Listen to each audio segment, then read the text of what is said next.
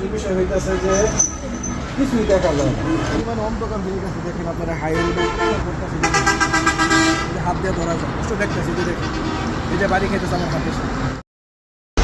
আসসালামু আলাইকুম রহমতুল্লাহ, সবাইকে নতুন বছরের শুভেচ্ছা। 2026 সালের আজ থেকে প্রায় 16-17 বছর আগে যে কুয়াশা বা যে শীত আমরা দেখছি বাংলাদেশে, আমি আজকে আশ্চর্য হয়ে গেছি যে আমাদের এই যে থাই গ্লাস খোলার পরে দেখা যাচ্ছে আপনাদের গ্লাসের কী অবস্থা।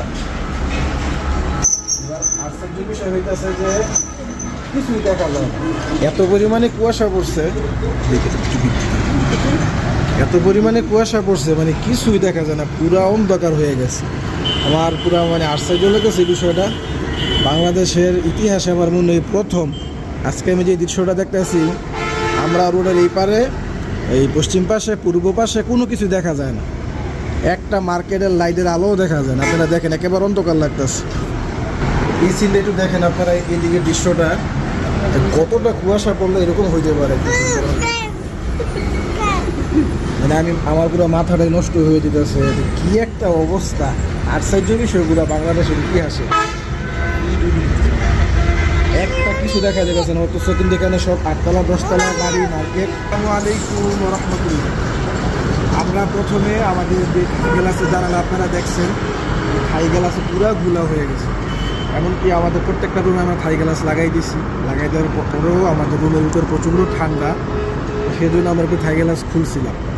খোলার পরে দেখলাম যে আমাদের এই চৌরাস্তা যে দৃশ্যটা আপনারা দেখতে পাচ্ছেন, এই যে আমি যেখানে দাঁড়ায় আছি আমাদের ছাদের উপরে কিছুই দেখা যায় না, জানালাম এই দিক দিয়ে সম্পূর্ণ তুষার এরকমভাবে আসতেছে ভিতরে, পুরা রোম কুয়াশায় ভরে গেছে। তো সেই জন্য আমরা ছাদে আসছি একটু দৃশ্যটা দেখার জন্য। গতকালকে হ্যাপি নিউ ইয়ার গেছি 31st নাইট।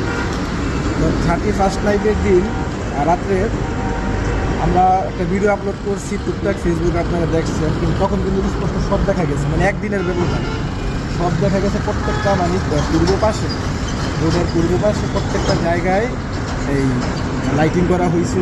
ও এখনও সেই লাইটিংগুলো আছে, একটাও দেখা যায়। গতকালকে রাত্রে যেটা দেখা গেছে আজকে কিছুই দেখা যায়।